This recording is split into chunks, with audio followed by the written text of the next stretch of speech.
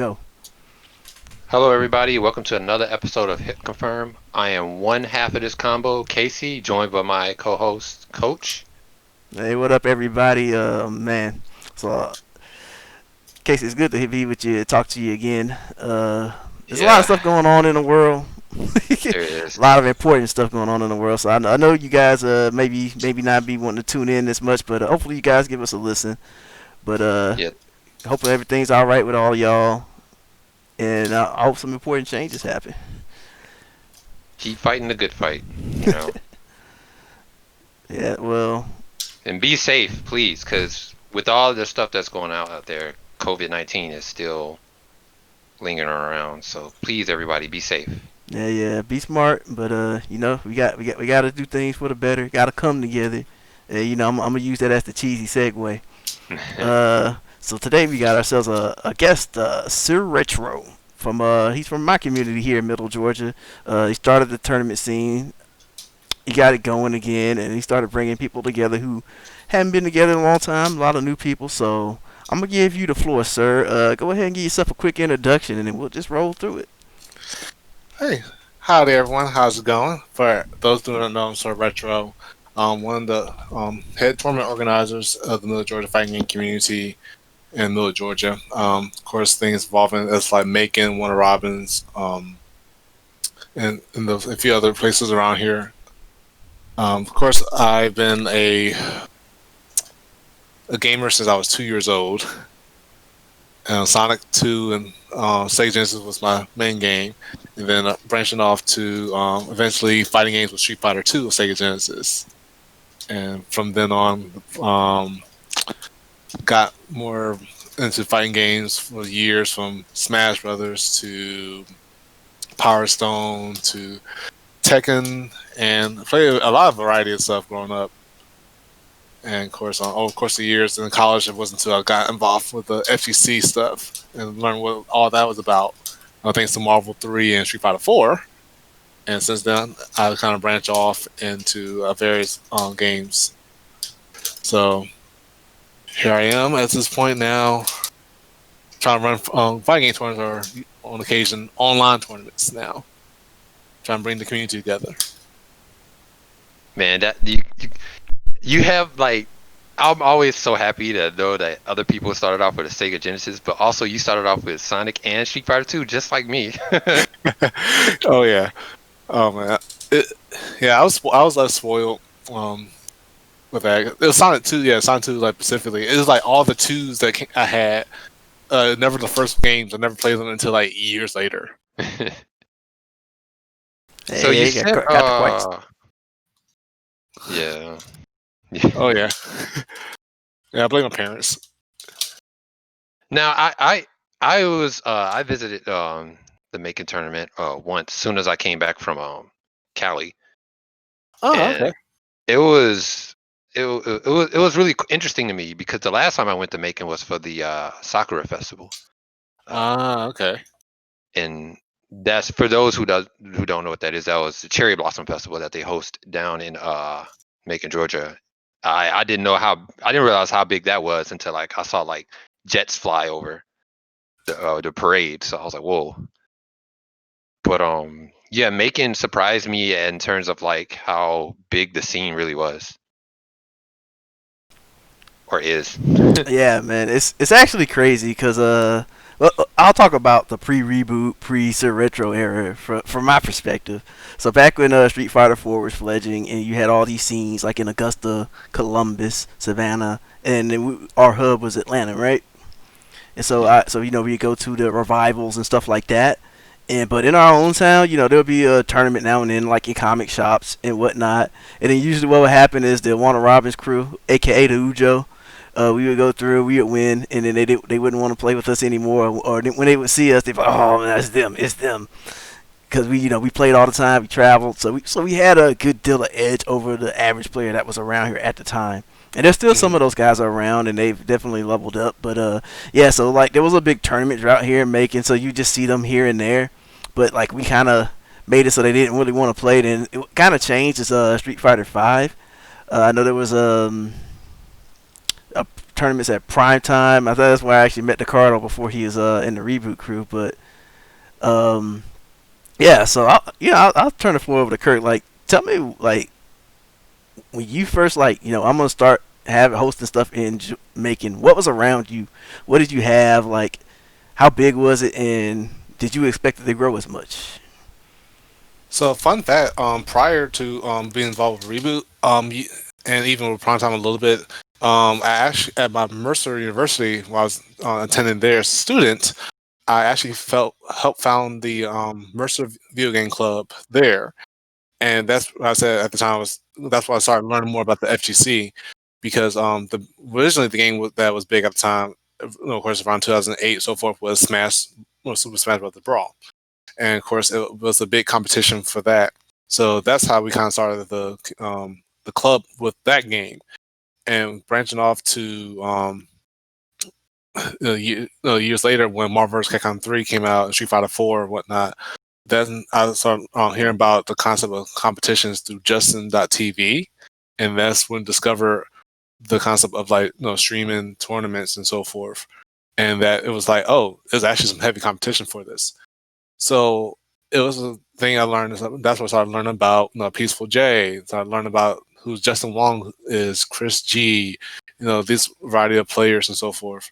And that's like kind of got my start, of interest of learning about the FGC in general. And it wasn't until shortly after I graduated when I heard about Final Round actually being in Atlanta. And I was like, wait, we have a tournament scene in our own state? And me and my friend was like, hey, our goal is one day to hopefully go check this out. No. And it wasn't until years later after we graduated and so forth. There wasn't I watched. I found myself watching the tournaments all the time, like nearly religiously. Like every single tournament that was out, from the Evo Final Round, Texas Showdown, all that stuff. I was like so enwrapped into it because it was just a new world that at the same time I felt comfortable being in. So as far as Macon, in the middle of Georgia area, I didn't know how much of the community there was until years later after I graduated, when I found a lot of people, like especially the Smash crew, because I grew up with them and didn't know how much of a big talent it was till I ran into Chris T-Rex Moore, who runs Smash tournaments, because I actually was became a TL underneath him, and from there I learned about the Smash tournament scene and how big it was in Mercer University, because we will have no less than 20 players in tournaments and so forth. And I was like, and then I started hearing about these big names, of course, at the time Fatality, Player One, a few others, that might come every once in a while. And then wasn't until years later when Reboot opened as an arcade, for the first time in years since the Timeout or Lazarus Castle they called it back then at the Make 'em All, and hearing about a chance that we might see if there's a way you can do some tournaments here. Of course, Reboot was very small, and it still is in a sense. But as far as the scene, by then I started like know a little bit about what's been going on. At the same time, I heard about Primetime Gaming, and that's where I met Ricardo, who was running tournaments there at the time. So around that 2016-17 era. And the owner of Reboot at the time was like, had a few fighting games cabinets. So I was kind of wondering and kind of hinted like, hey, I wonder if you're going to do some fighting game stuff here, maybe one day. And he was pretty interested. He was like, yeah, we'll probably do some stuff and do some competitions. But at the same time, I kind of found myself attending to the primetime gaming stuff. And, it wasn't a whole lot of people that I knew at the time that was, then playing like games like Street Fighter or whatnot. But I kind of checked it out, and saw some people. It wasn't a whole lot of people, but I saw some people playing games. It was small, but I think the biggest kicker was once what you call it? Yeah, once we started doing tournaments at Reboot in 2017, and Tekken 7 came out later that year. Oh no, before that. A few months before, when we had Street Fighter Five tournament that year, and we had 12 plus people come out, and I was like, oh okay, and found out some people were really good, in the middle of Georgia area, and saw some people were like talking to each other like, hey, I've seen you in 2 or 3 years, and I haven't seen you in a while, and how you been, and so forth. And I was interesting. I think at the same time that's when I met. I'm not sure if I first met Coach or Dogi, but I remember meeting Dogi before I met Coach at some point. Because later down the line, when Tekken came out, then I saw how much of the competition was like. It was like, wow, we actually have competition here. Because granted, I went to final round around 2016, just seeing what it's like, and I was just completely just absorbed into what was going on. It was just all of these competitors from around the world and so forth. And I was really interested in how many I found out were from Georgia. So as far as like middle Georgia though specifically, I didn't understand how much it was going to be, how big it is, until we started doing tournaments at Reboot in 2017. And then I think once we started doing other games and we started making our own official tournament series from between Reboot and then a comic book shop called Comic Plus, I didn't understand like how really big of a scene is until players like Terrence came down at some point. So it was really, to me, it was like initially small, but it at the same time was like a big throne of like splash of players. I'm like, whoa, this is actually bigger than I thought. Yeah, I kind of got a up close seat to see it all grow out from the start, coming out from comics close and growing up. So that was always great. Like I know, like we talked about this several times. Like, you guys essentially became the Tekken, it's very Tekken centered, and I think that's a really good thing. Like when you can find a good game and make it your identity, because that's what you can grow from. Like it can be your seed to expanding out into other things. But like if you have that game, people will come for.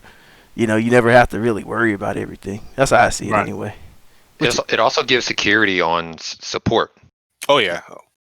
That have people that come through. Oh, I know where to go for Tekken. I'll support the scene. So Right. 'Cause the funny thing about that, because I said when the thing was like we had a joke of the idea that oh yeah, if we play Tekken, black people gonna come out of nowhere and show up, and it'll be filled up in the back in the lawn area and so forth. And we just like laughed at it because we knew like Tekken was big, for some reason in Georgia.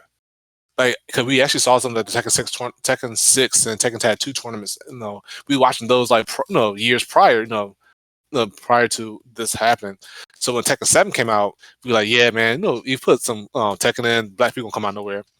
And no lie, what happened was it wasn't unofficial. It was unofficial, but the owner was like, "Hey, yeah, you can use the back lawn." Because I became really good friends with the owner because I fell in love with Reboot because I love arcades. And he was like, you know what? Yeah, y'all can use the back. Y'all did. Y'all guys help us out with the tournaments and stuff here. Cool. Y'all use the back area for free, and we'll give you guys a free cup or whatever to use as prizes. All right. Tekken just came out, and no lie, the moment we put Tekken in the background and the big projector, it was like around 8 o'clock. By 8:15, you had 14 guys and girls just coming through like, yo, yeah, there's Tekken. All right. One dude came from his job in suit and tie and everything, macked out. Like, man, I just got off work. Man, I need a drink. Whoa, hold on, it's a new Tekken? Oh, hold on, come on. And we had like 12 people, 14 people just like doing round robins, like going crazy at the new game, and it was awesome. And it was like so loud, excitement, yelling, popcorn and beers flying around. It was great, and it was amazing just to see that type of excitement. Because me being a fighting game and just a game enthusiast, I always been friends with people usually play a lot of games like I do. So being surrounded in that environment was it was comforting because at the same time, as much as it was exciting and surprising to me, but I loved it. So from then on, it's like we every time we bring the game out, just even for casual play, just no more than 10 people sitting around and play Tekken. It's just no more than that. That number has barely gone to any single digits. Barely. Not even tournaments. Yeah, I think when I was there, it probably would have gotten more people if this whole thing didn't happen with the pandemic. Like it was when I was there, it was so packed. And when I was watching Tekken, even I was kind of getting even more interested in Tekken. I'm not the biggest fan of Tekken, but I was like, whoa, like it's just the atmosphere, like you said. It was like everything was the formula, everything was just right. So the way you set it up, and you guys set it up, is like perfect, man. Especially for to get new people into the scene. That's exactly what you want right there.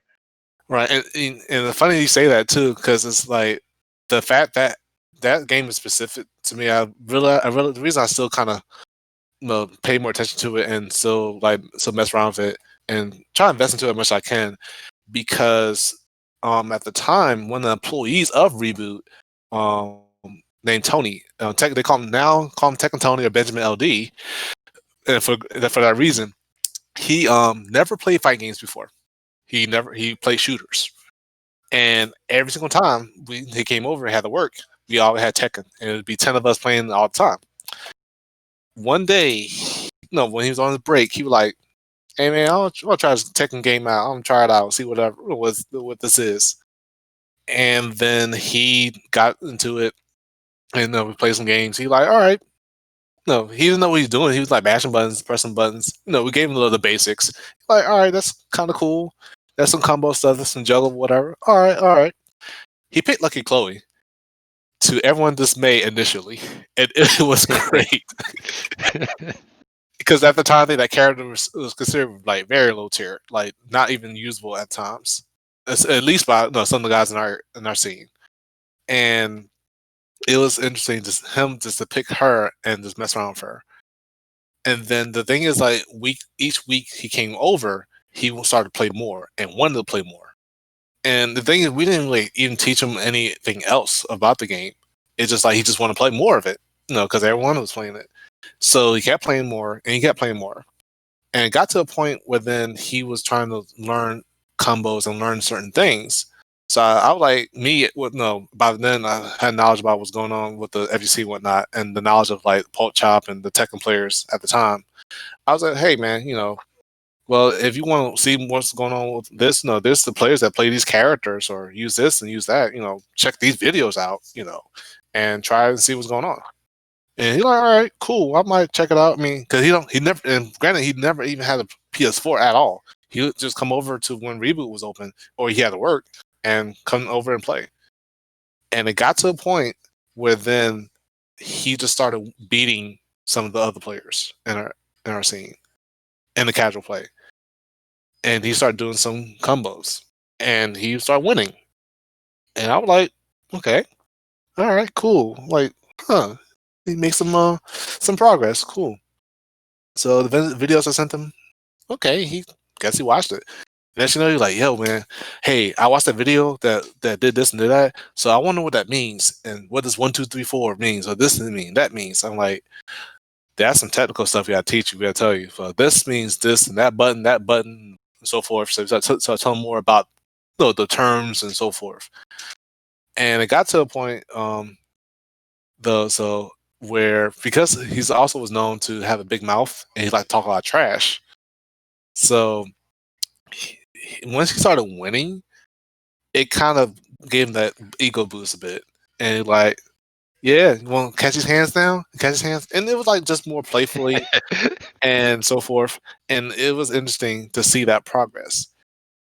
But then I think the more he apparently started watching videos, more tutorials and whatever he can find on his own, and started learning some stuff. And he started tearing people apart with Lucky Chloe.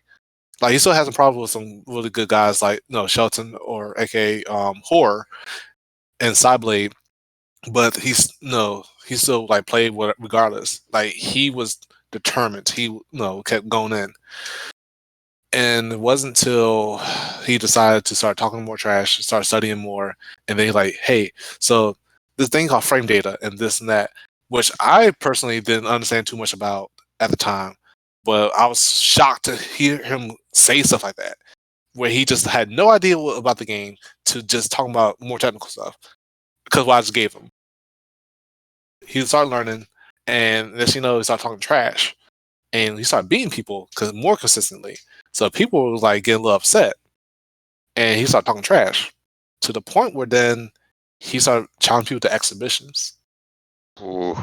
So this is in between the tournaments that started happening because he started entering the tournaments even when he was on break.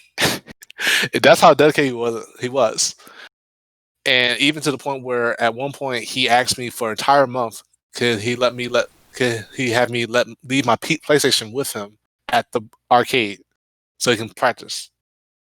And I was kind of frustrated, kind of like, I want to go home and play my RPG Final Fantasy games, you know. But I was frustrated, but I'm like, you know what, whatever. So I just let him have it. I let him play whatever. And the thing is, I just never understood how much what I was really doing as far as giving him something that he would, you know, get involved with that would change his life in the sense of getting involved with the community.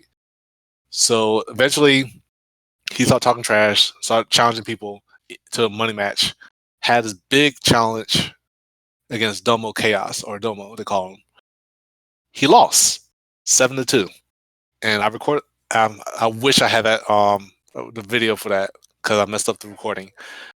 But he was so down and distressed to the point where he was like, I don't understand. Like, I played this character, Lucky Chloe, for this month or so, and I learned to do this and that, and how they beat me. So what I decided to do, and I think that at that point that pushed me to what pretty much I am, you know, considered today as like as a dad or the coach of the the Middle Georgia community, and even though being TO, and also what prompted me to start doing sessions at Reboot was like, okay, let me see what you did wrong and see why you lost, even though you talked the big stuff. And I started researching, you know, about the characters he was playing against and researching the weaknesses and whatnot. And I said, okay, this is what you should do against this character. This character has this weakness because she can't do this, he can't do that. This is what you should be doing. And then this player plays like this, like that. So this is what you should be doing in order to stop him. And I did not realize how much impact that made. Because the next time he came back, like, all right, man, I'm ready to money match and I'm gonna beat y'all and you trash too, this and this. And dude, like, all right, I'm bet some money on it. It was a clean 10-0 or 10-2. And I sat there, was like, and I saw how he just stopped everything that his rival did. And it got to a point where then he built a huge rivalry with Domo. And then it became more than this. Domo became like half of the people in the crew was like, no, we're going to beat this guy. This guy talking too much trash and he's winning. Okay. And I never knew how much of an impact that was made with that just game in general. But the thing is that at the same time, like, he still, in a sense, it's like how he looked like he's ended up fitting in with the community, even though half people didn't like him because he talked trash, and then he could back it up. And I think going to Gwinnett Brawl 2018 in January, I will never forget when he played against Pochop, because he started to admire Pochop a lot when he saw videos of him talking trash and backing up, also like that. So that's what I ended up calling Tony also Pochop Jr. Seeing that happen when he played against Pochop first time, Pochop took him out the first game, no round brown. Second game, Tony decided to like kind of learn a little bit. And maybe Pochop may have just been nice to him at that point, but Tony then took a game off Pochop, and it was 'cause it was like 10 of us that went up to Gwinnett Brawl that time, and we were like, "Oh, snap, hold on, you took a game off Pochop." Like, we started freaking out and everything, but some of the Atlanta guys was like, "Nah, Pochop just let him win," and so forth. And then Pochop shot him down the last game. But it was just that moment of victory, that moment of seeing that progress, even if it was allowed or if whatnot. It was just the fact that it made us as the Middle community, like they're excited, like, oh snap, we won the game, we gained like the movie Little Giants, like we finally gained a yard after like 50 plays. They're like, yeah, we gained a yard. It's that excitement just like made me feel a bit of proudness about community. So, yeah. Man, what I actually really like about that story, because everything, like some of the odd stuff we talk about, like Casey and I talk about, or stuff you'll see on social media, it's about getting new players into games, because do this, do that if you're a developer, but we never talk about what to do as a community, and it's like you did the basics. You showed them that it's a good time. It's fun if you sit down and play with people. And then you didn't have to shove like oaky setups in his face. You didn't have to like give him combo sheets. Just let him sit down and play and just experience the game naturally. And then he wanted to gradually pick up stuff on his own. Like like when before school beats us down and we go take our first day of kindergarten, we're so excited. We want to go learn how to count. We want to learn our colors. And when we learn that stuff, we come home and tell our parents, yo, this is red, this is blue. I can count to 10. We're so happy about that. It's like picking up new knowledge, and then we can't wait to go back the next day. And like when you get to that state, and it sounds like that's the state Tekken Tony was in when he saw you guys playing Tekken. He's like, oh, okay, I don't know what's going on, but hey, I like this. Oh, okay, so if you do this, you get a combo, or you can do this. And so like I think that's the kind of cool part I got out of that story, and kind of the things that people I think kind of gloss over when they talk about how to build up communities. You don't need people who are just like, because a lot the common thing people like kind of go to, and I'm sure like you both heard this a lot, was people don't want to play fighting games because they get beat up and lose and then they just throw it away. But in reality, that happens in any genre when you play anything competitive. So like rather than winning and losing, you just show somebody here's the good time. And then pick it up gradually. You lose at first, but you always having fun. You go into Overwatch, you're gonna lose a bunch because you don't know how to aim. But you love Tracer. No, just enjoy yourself, and you pick it up naturally, and then you'll start getting more curious about stuff. So I thought that was pretty cool. Yeah, it was really interesting though, because it got to the point I said for him, I think it really helped him because then he. Like I said, in the end, he ended up having like a place to go to chill and to relax more than work. When the off a break work, he has something to do now. He has something he can invest into. Even if it's just like a hobby or whatever. Just what, but the fact that he can, hey y'all want to play some Tekken, whatever, and y'all want to play some games? Yeah, let's go. Because the thing was, I was surprised that where he started yelling at me when I messed up, and he like, dude. That's plus on block. That's not safe. That's da. And I'm sitting there like, huh. I'm like, yeah, he is right. Crap, I messed up. I shouldn't press that button when I shouldn't. Because I didn't drop the game per se. It just I just wasn't too interested in that game compared to the Street Fighter and whatnot. I was want to play or try out whatnot.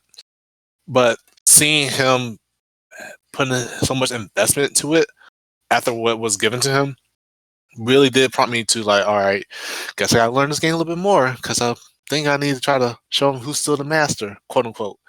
But at the same time, I was so proud of him in the sense that the progress that was made. Because like I said, ultimately we want people to play the games that that we like to play, and we want to have people get involved with what they do. Like we like people to see what we like to do and like really get excited about it, like we are. And like I said, it's not always that easy. It's not always the case. People have their own views of what they want to see or what they don't want to see and don't care about.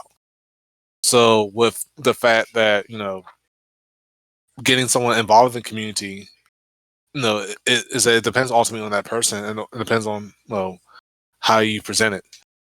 Because I remember, like in many cases, when we started doing sessions over time, Tekken ended up being the biggest game that everyone wants to play.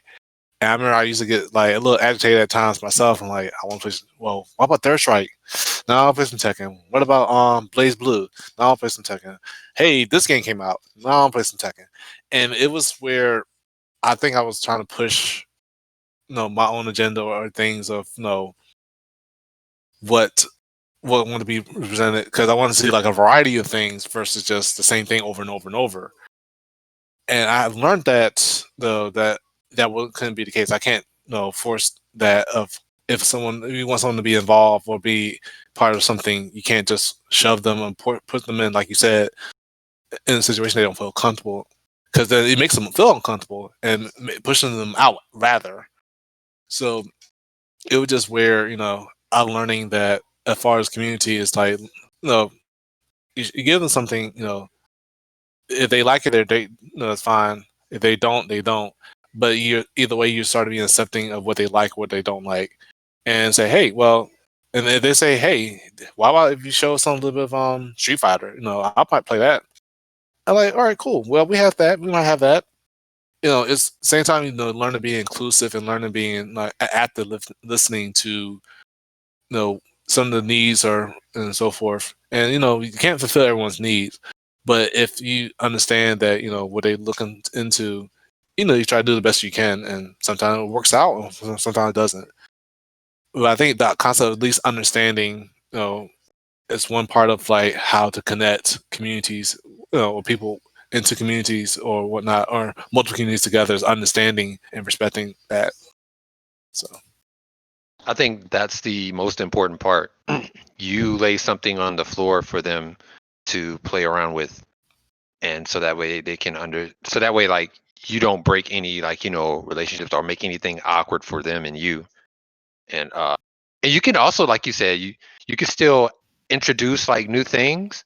hmm Kind of like how some tournaments they'll have something on the side, might not have a lot of people playing it, but then it ends up being consistent, and then so you might have one person turn their head and like, that game's looking interesting. I guess I'll try it out. But just having that strong, like that Tekken scene, like you said, having that security of like Tekken's going to be there, and that's my game. I can't wait to go there for Tekken. That is like very, very. It means so much to people. right, right. Because it's just the fact that once I learned that over time, I was like, because the thing is, when we ever had a Tekken tournament, and even with other games in the rotation, Tekken always been the highest turnout, regardless. And it always been, I think, the least amount of. The only time we went like single digit is like where there's an event, something else going on at another area, another tournament, big tournament, and so forth. And we try to run it there. We had like 8 people, but still, there's still plenty of people. Like for Tekken, it's always been at the minimum in general, like at 12 at least. And it's and seeing like and really understanding the pattern and so forth. What people gravitate to, and of course looking at social media and looking at games that other people play and so forth in the area, and talking to like people like Sonata from the Zone Breakers, where they, you see them like to play a lot of BB Tag and Under Night and Grand Blue, so forth, and even Smash. And then you see, Gwinnett Brawl at the time, they had people that more Street Fighter, more Tekken, Dragon Ball, so forth, and see like each area has its own certain clique of games that they gravitated to. So set of games they gravitate to. And then I learned that, hey, why you not like Mortal Kombat? And people were like, well, I don't find it interesting, so forth. So learning to for learning, is that's another thing of like community wise, is learning about what you're dealing with, learning what what people like and whatnot. And you have to learn that over time, and you have to be very observant too. Because I have because in general I always try to keep in touch with most of the guys. And I kind of see what they do, what they like to do, and see what they're interested and what not interested in, and I kind of keep note of that and try to plan tournaments accordingly to what they like and whatnot. So, like I said, the new game comes out, and of course everyone's going to jump onto it, or these new DLC or season of that game comes out, people want to jump onto it, and it's really interesting. And looking at the more or less psychological and societal way view of things of how people are gravitate to a certain trend, play style, and so forth. And it's really amazing to find to see that that way, to see that way. So for me, I somehow find myself in being that type of public relations of where I go to other because like at the time, we were still doing early games in 2017, 18. We was going to Gwinnett Brawl was my first time going outside of like the Middle Georgia area to aside from going to find around just to see what's going on, to get more involved with, hey, we have tournaments, we're the Middle Georgia crew, this is what we do, blah blah. Because the thing was, at the time, me and Ricardo and for another friend of mine, we were trying to run tournaments together, and it was where some players was some people had the idea that they were too scared to compete outside of their comfort area because they might get discouraged and just don't want to play it anymore. And they was like, well, you know what? I'm gonna just go check out and see what's going on out there. Expand the horizons. Because apparently Dogi and even Coach told me like the history of they call it the Macon Nights. Well, Dogi called it the Macon Nights, where it was just at the time before us, not too much was going on in a sense, and the fact that they probably traveled more around here and there, but maybe not a whole lot. And learning from that, it was like I'd like to travel, I'd like to expand my horizons, and I was hoping if I can find a way to help the players expand their horizons, because then at the point it reached a bubble where the players from other areas would come down and they would wipe us out. And the thing was that it didn't discourage me like I thought it would. Cause like, oh, they're strong players. I said, I want to play these guys. I want to see what these guys about. I was that type of person. And then I'm saying that some people were not like that. They're like, dude, who's too strong? Man, why he's here or why she's here? Why are they coming through? And so I was like, hey, y'all guys want to take a trip up to Gwinnett and see what they're all about? Sure. And I think going to the trip and going to Gwinnett, was really a good eye opener for many of the players. Because then I decided to go monthly to every time Gwinnett had a tournament. I'll monthly, go there and have 4 or 5 guys ride with us, do two carpools, and it'd be like at least 8 people from the Middle Georgia area, and they like, hey man. And when we start and I think that helped us learn to get better. Like, these guys are really good. I've never played this character before. And how do you play this guy? This guy's good. Who is this person? Who is she? All right. And it really, really see them they come back and like, man, we went 0-2. I lost to so and so. Bro, okay. That character, I thought that character was dumb. Why this character is so good? I don't know why. And it's really, to see those conversations come about, and me learning about knowing about having the knowledge of this networking with people in the FTC, because also doing I do stats for the One Frame Link, so that's also my side hobby, and so I get a chance to get a lot of knowledge of players and the commentators and details of what's going on at FTC, and I do my best to educate the people in the Middle Georgia area about what's going on in the outside world, because it's still like that plateau, that alligator cave in a sense. But I do my best to say, hey, this cool, there's stuff going on here. This is what's going on in West Coast. This is going on the East Coast. This is going on Atlanta. This is going on this whatever. And we watch tournaments together. And with the sessions, I try to do is like, hey, here's the clip of this match. This is how this character is being used. So forth. So I ended up becoming more of a teacher, try to be an actual coach. No pun intended, coach. But yeah. Yeah, man, go for it, man. So, but it's really bringing that knowledge of things and try to educate the community about it's more than just what we have here, and hoping that they are willing to kind of expand their horizons as well. I want to, and I definitely have said, I definitely can say for sure, the amount of support, instead of even seeing the other communities from the Atlanta area, from Data, and them to start coming down to support, to hang out with us and chill with us, support us, really made it.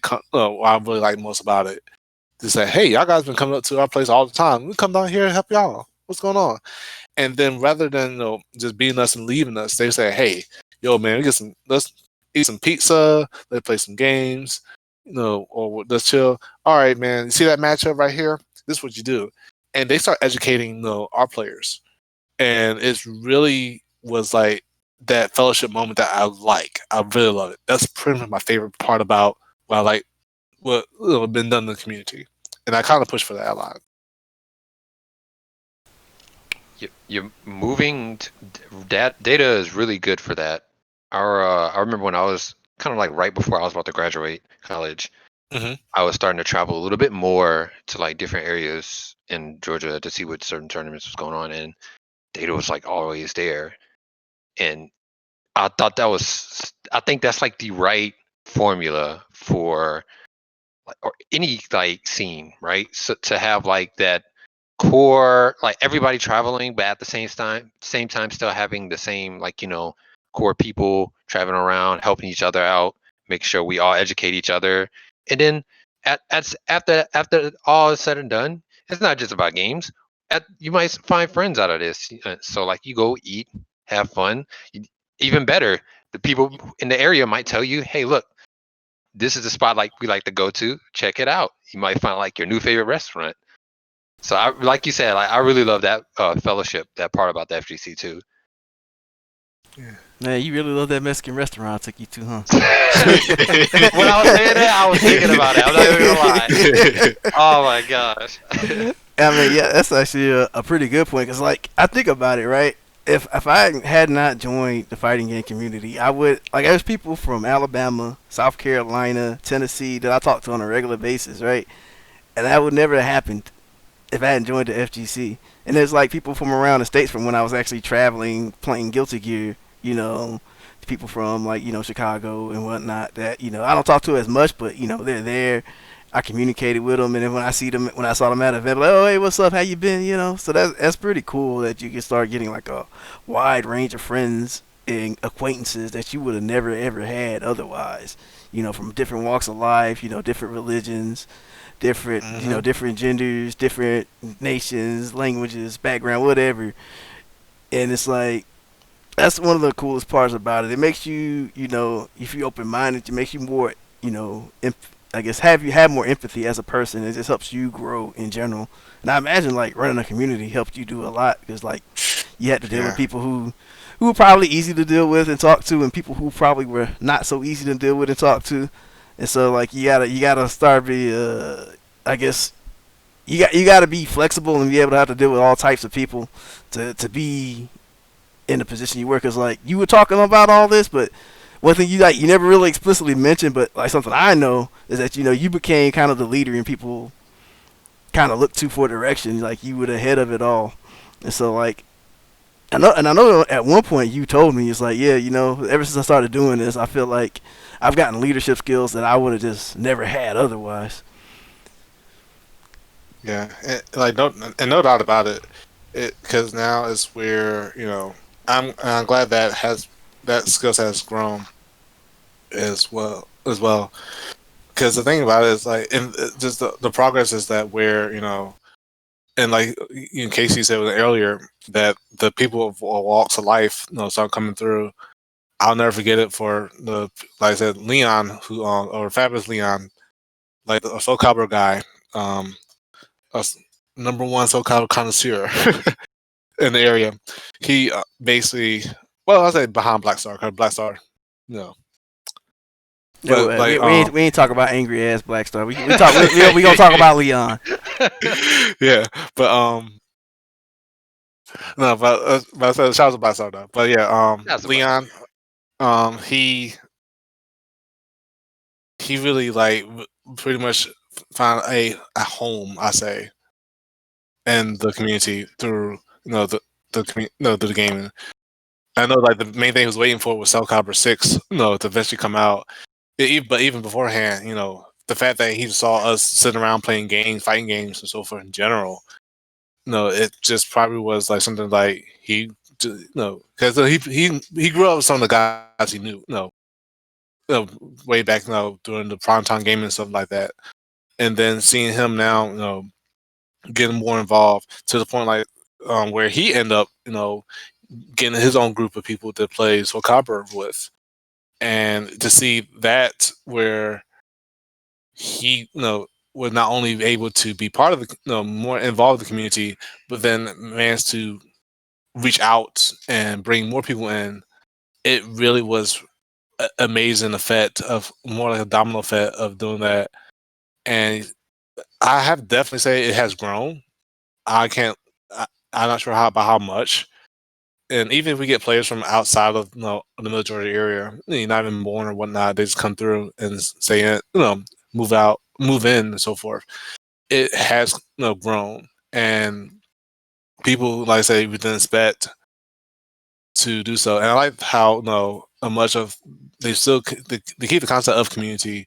Where I'll never forget one tournament last year, I think. One guy and his girlfriend, I forgot their names, and the guy had enough money to pay for himself, and his girlfriend wanted to join, but she didn't have the money. And but I was like, oh man, and I like crap. So I was like, I wish I could spot you, because I would definitely like to spot people. So I want to give them a chance to get involved because they like to compete, whatnot. And two guys, I think Big Boss DP, aka Ricardo, or someone else. They're like, no, I got $5. Yeah, I got $5 too, man. We spot you, we got you. And the fact that you just willing to come together and just chip in to have the girl to come and compete, and she had fun, she had a blast, and it was great. And to see that though, it touched my heart, and I'm like, I'm proud of y'all. I'm happy, because we, like the FGC has its bad apples. It has its moments. Not it happens to all communities, and I do my best to try to help it be shown as a more positive aspect in our overall society. Because we don't have too many people that are really interested in what the FTC does, or let alone what they are, what and so forth. But from it got to the point though at Reboot, those who are normal audience don't play games or play casually. Whenever I had tournaments, they like look over, hey, what's this yelling going on? What's this screaming? And when they see us, it's like jumping around with a hype moment and everything like that, and trash talking. I look back at the crowd and kind of like people start gathering around. They stop playing pinball just to see what we're doing, and then the bartenders, they wish they can stop serving drinks so they can look over at the bar and see what's happening. And it is really great because it got to people where people like, hey man, what y'all guys doing? What's this happening? I like this. This is entertaining. Y'all guys keep going, man. I love this. It was really like a special. It was like an attraction. I mean, it is an attraction in a sense. It just really was like people like this is something. Not that it was new to them, but then something like I said they don't normally see, and it's like, whoa, this is crazy. I'm having a good time over there. Like we louder than people to play cornhole tournaments. We're a lot of people who try to play, watch for the football games because they think people watch happy for the Falcons or whatnot. Like when they see when they hear about us, we used to like be so loud. So I'm surprised that we didn't get calls from the neighbors upstairs in the above the arcade. But it's just weird to see the I think it's just for me. I just like to gravitate and gravitate to how to bring people together and so forth. And basically, the community has become a home to many people and a family of a sort because we get together, we hang out, and then after Reboot, like, hey, let's come up to my place and watch a movie. The Dragon Ball Super is on, and go to Waffle House get something to eat. And I said from then on, like we had a lot of people became like really tight friends, and I said the Carter's my roommate now. As example, like I just met the guy 2-3 years ago. No, at Reboot, and we was just drinking beer, talking about Street Fighter, and now, we're roommates, and he's playing Dragon Ball or whatever he's playing in the background right now. But like I said, that progression of that fellowship to be building a family, that belonging in the sense too, really I try to make it more the positive aspect. So yeah. I think you did that pretty well. You did a really good job with that. Like you saw something that you love, which was like the arcade style, and you wanted to express it to other people, not just through fighting, like playing the actual fighting game, but just like the atmosphere and how you felt. And I think you accomplished that really well. And you've done it in such a like short time. Like really, you said like you started in 2016, 17. So yeah, 2017 when I officially started tournament organizing for for reboot. Yeah. That's just insane. Yeah, yeah, it's actually pretty good. Like, you know, I mean, what can you really call this a passion on display? And Yeah. and when you attract some people, then you attract more people. It's one of those cycles where it just fulfills itself over and over again in a good way, a positive feedback loop. And so the more people enjoying themselves, the more people look up like, oh man, that looks great.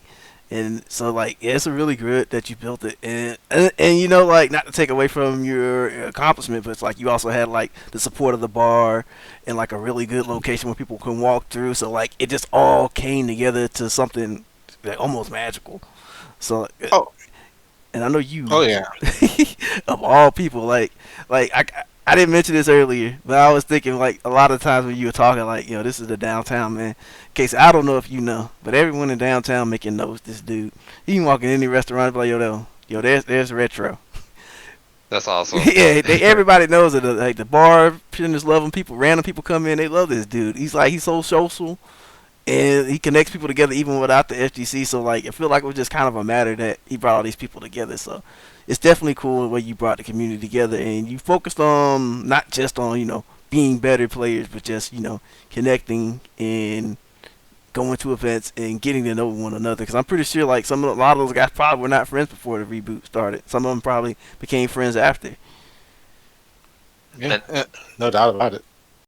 And I was just gonna say, even though that was my first time there, I was looking forward to go again before this whole pandemic thing happened. And I was gonna bring, because I know Vinny Nitro Noodles was interested in going. Will, the that used to go by the Tank, now empty. Oh yeah. He goes every now and then, and I think, yeah, like more people. I was spreading the word as soon as I came down there. I was like, "Yo, Macon is like pretty awesome," telling people to go down there. And I think once I can't wait till 2021 comes, because that's like one of the many things I like want to do is like go and visit Macon, Georgia, and just have some of the crew here in Georgia like go and visit too. You know, Yeah, that'd be good. Like, actually, I don't know if I actually told you this, or in Atlanta. retro. When we went to the Augusta tournament, and I was talking to Heavyweight, and he's like, "Yo, man, just let me know whenever Macon's coming down, and I'll get a car full of people, and we'll come down there." Unfortunately, the pandemic struck, but yeah, so like you went up there, you met those guys, and they were like, "Yo, we'll come down, we'll get a car full of people." And so yeah, they were pretty gung ho about it, and I know they've been participating in your online events as well. But yeah, it's like unfortunately the pandemic struck and they could not come down. But yeah, that's just this kind of the things when it happens when you open doors and you make those bridges. And I'm glad. And the thing is, like, I'm really very shout out to them. Also, even with the um, so even with the the pandemic and whatnot, they very well supportive. Like I said, with them coming through, even commentating, and then definitely thank you for commentating for our last tournament, and whatnot, as well. The fact of that, they still was supporting even with this going on online experience. Because I still we're good now. We're good friends and we communicate every whatnot. And I wanted to do, like I said, as much as I could. I was happy with they, with making a big resurgence. I wanted to reach out to them, and of course, that was my main goal. Was like, well, hey, if a scene in some area of Georgia is opening up, I'm trying to go to it. I want to meet different areas and expose myself to a lot new, be more open minded. Because you can learn a lot more, and that's pretty much what I was taught growing up. And of course, like the fact of dealing with the pandemic, going into the online world, that transition, it wasn't that bad as I thought. And I know talking about it because I was interviewing by I think 13 WMAZ about it, or another news, a Fox News of Macon, Georgia, where about what it was going to be like then transition to online experience. Because I had a lot of people had their gripes about it, here and there, because they know some games are not the best for that type of experience. But it's gonna be a point where it may be a norm for some time or whatnot. And of course, it's like the best way is like researching details, like test out some things, see how it can work out, and basically, I want to make sure, as far as like maintain with the community, is have everyone in the community, and at least in Georgia, to communicate with each other and to say, hey, 404, what you guys gonna do? This is how you're gonna operate.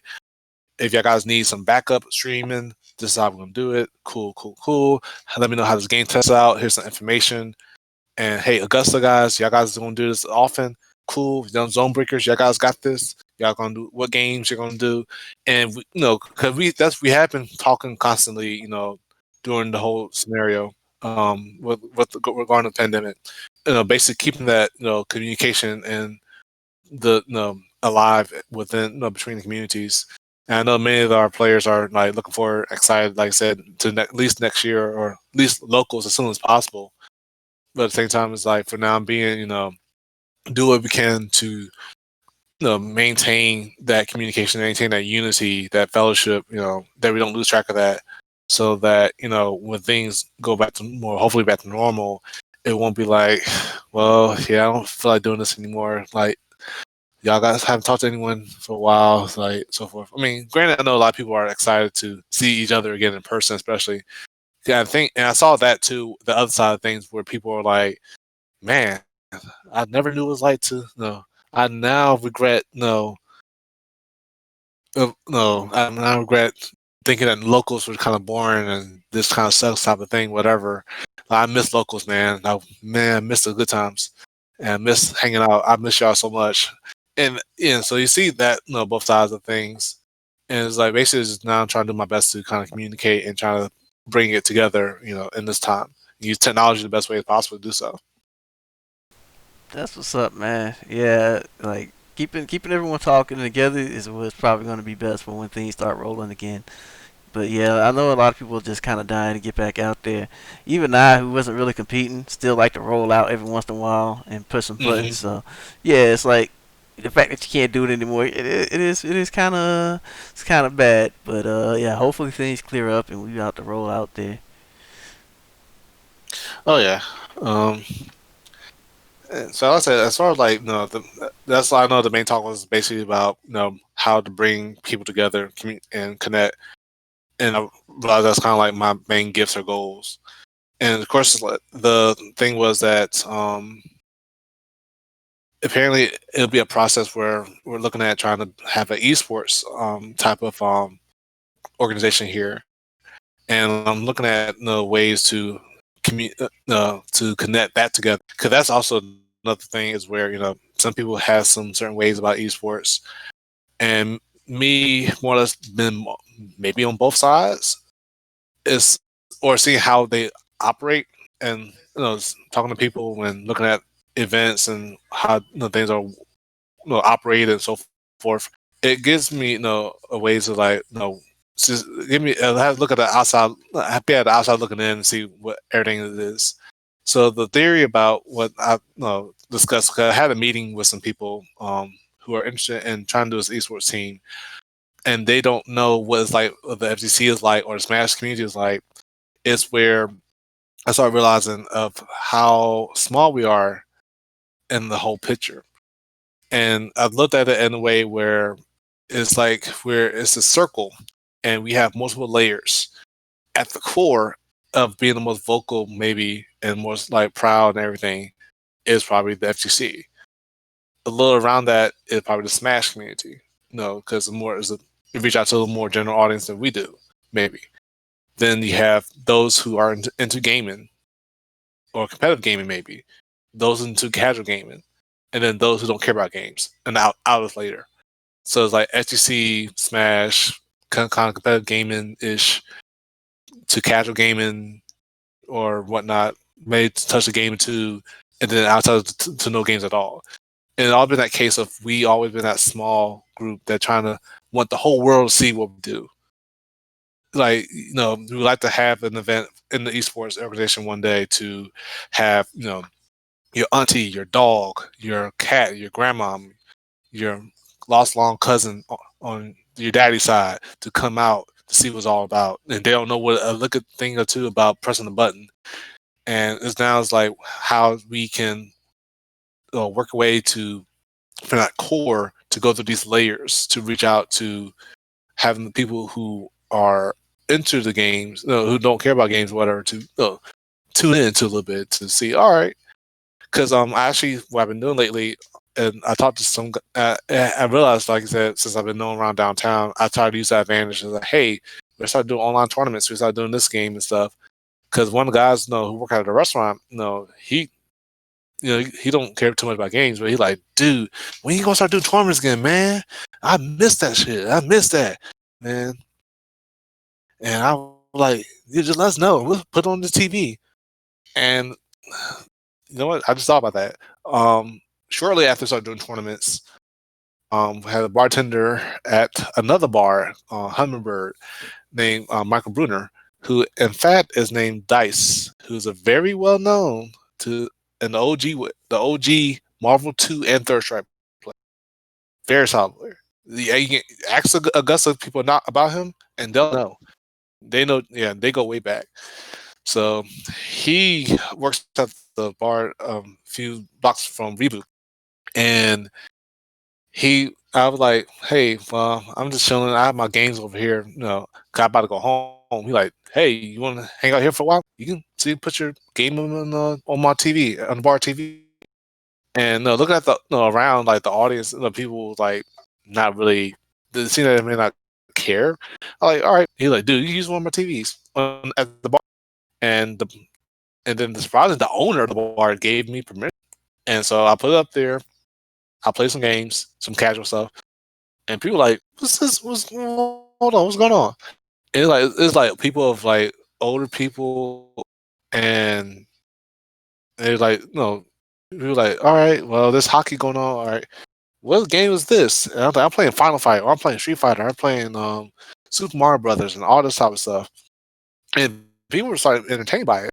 And then it got to a point where then, my friends like, well, some of the guys, the other players from other, when we had tournaments again, and like, all right, Sunday we're gonna chill.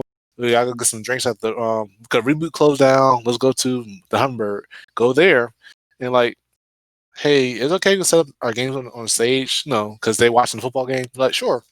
So we set up our setups on the stage and start playing there, and people were like, oh, yo, y'all playing some Mortal Kombat? Yeah. And then it really just got them engaged and got to the point where then we had money match, we call it Sunday night Salty Sweet.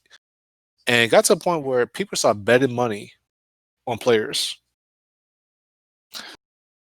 And needless to say, I won more money for the bartender and the other people that won money for myself in money matches. But the engagement of them from just like not even giving a crap about gaming and stuff at all to now like asking, oh, hey, when that guy gonna bring that game stuff over again? And even like when tournament was happening and the finals was going on and Reboot closed early, we go to Sunday, go down to the Sunday night to the Bird and hey, can I put the tournament on the stream on TV? You're like, yeah, do that. Yeah, who's winning? And that's people were like, well, okay, there's a football game. All right.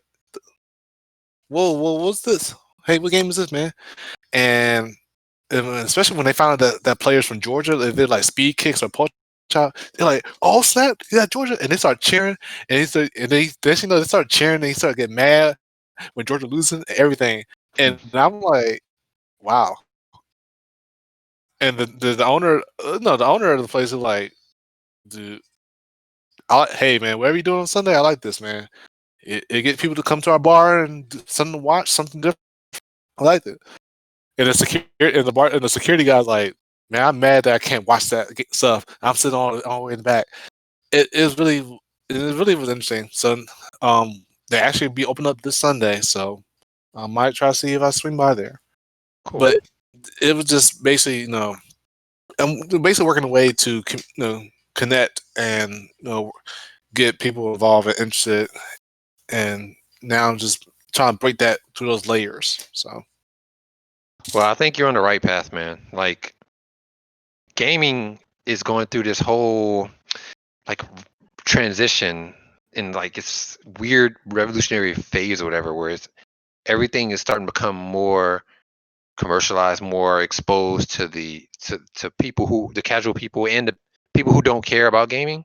They're starting to see it more through people like you, where you're exposing it on, through bars and accessibility. It's just, it's like pretty much people helping them understand how the games work, and going around and talking to other people within the scene to help people feel more comfortable about the scene as it grows. So I think that right there, you are the key to like helping you break those barriers. So I think you're on the right track, man, honestly. So keep doing it. Good job, man. Yeah, it would definitely be good to see the results of this when everyone's able to get back offline and in person again. Because I think you sown a lot of good seeds, and we'll see if they sprout into some mighty oaks. oh yeah, that's it for me. I think the community, pretty much, it more or less made me what I am today. And like I said before, like you were saying, I definitely give my major shout outs and my major respects to Reboot, especially the owner. And the thing was about it, I had a concern at a point because when we first started out, no, it was great. It sprouted, and at the point we got too big in a way, and that's why and then we had to move out. Um, a little less than a year later to the Common Plus area because of the space, and then some, of course, that worked out for some time. And then eventually the owner was like, like, hey, I think you guys can come back. I think we found a way to, see we can make things work out and see if there's things we can do.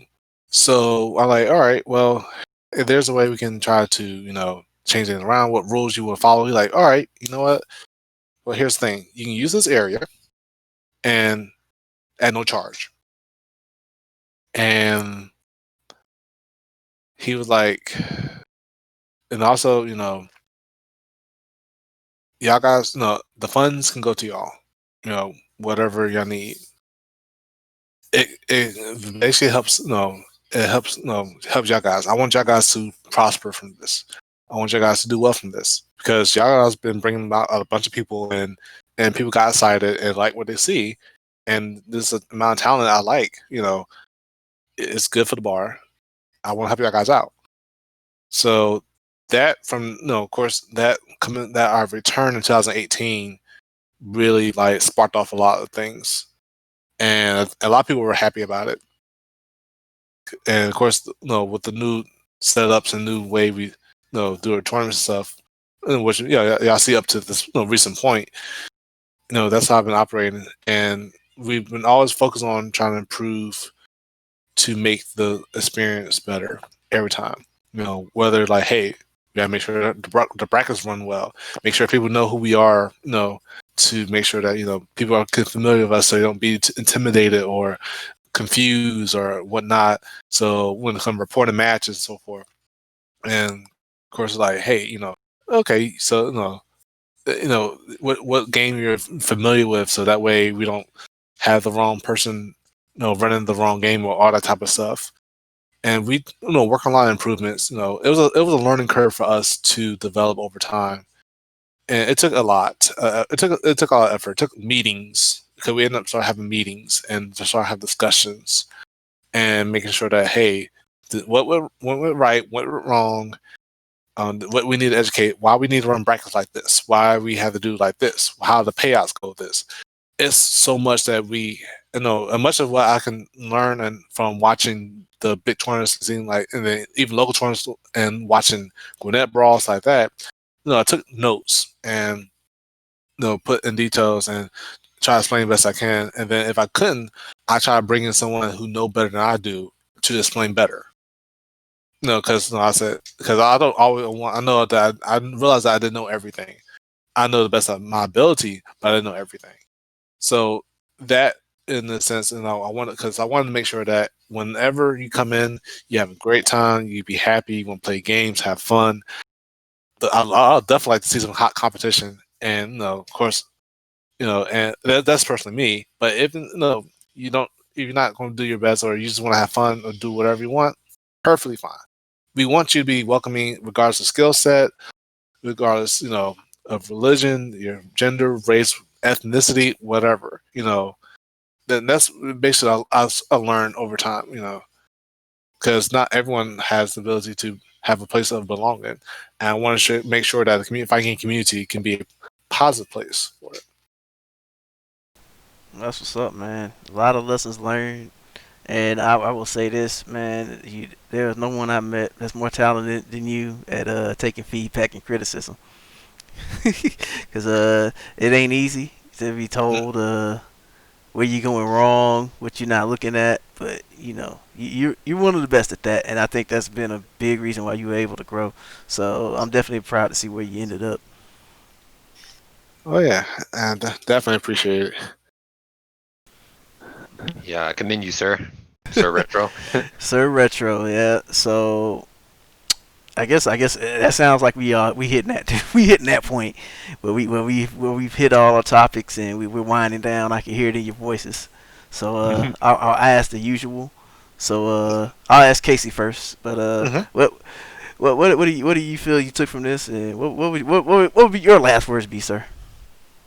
Well, what I took from this was I really, because when I moved to California last year, Mhm. it made me realize just how quick the FGC the scene was growing in Georgia, and I was regretting that, kind of missed it. And then when I came back, and like I said, I visited Macon, it really opened my eyes to let me know that, hey, Georgia is actually on the right track of doing this. So whatever happens in the future with gaming in general, with esports in general, I think Georgia is going to be one of the like kings of it, like in the forefront, Yeah, going to be on top of it. So I really do think Georgia has a bright future for the esports scene. I can agree to that because like you got like even if you take away fighting games, there's a lot of stuff going on in Atlanta. But Yeah. I guess my takeaway would be like yeah, like seeing the community grow. I started to learn more things that are more important. It's not always about winning, but how you connect to people, showing people a legitimate good time as far as how the games go, being good people, and that's what you can do to bring people in together, and people will start getting what they want out of the community. Some people want to be really good and they want to win. Some people just want to get good enough, and some people just want to be social and hang out. And there's always those degrees of things, and I think that's cool. But that's my takeaway, what I'm thinking. But we'll ask our guest, SirRetro, any last words before we close it down, man? Yeah, yeah, definitely. Definitely, we'll see this whole scenario through. We'll be making it, and I'll be looking forward to some good and bright future for things to come, especially for the community, because I love it very much, and I'll do my best, even to my dying breath, to make sure it remains a very positive aspect in society, because it has, in a way, made a positive influence in my life, and it probably wouldn't be here without it. So much love to the fighting community, especially my crew down here in the Georgia area, and to Georgia as well, and as a whole. And definitely, shouts to Reboot, Retrocade, and Bar for the love and support and comfort that was provided this whole time. And thank you, Mr. Casey, and thank you, Mr. Annual, for the invitation. That's what's up. Thank you. Powerful words from the mayor of Macon over here. But it sounds like we at the end. So I will say this: thank you for tuning in. And as far as social medias go, I will plug you into the description. But if you want to plug yourself real quick before we end it, go ahead. Sure. You can follow me on SirRetro08 on Twitter and Instagram. And of course, on Facebook, I'm Kirkland Dent Jr. My actual name. I'm open to it on Facebook, and we do have and for events and stuff that's going on the reboot of Middle Georgia area. There's the Middle Georgia Fighting Game community page, as well as the Reboot RetroK Gaming page, and you can follow those on Facebook. And RetroK Gaming is also on Twitter and Instagram. So. All right, well, that's a lot of stuff, but I'll try to link as much as I can in the description. So look there, and as usual, Casey and I information will also be there. But I got nothing else to say, so I'm gonna say peace. Peace, everybody. Have a good night.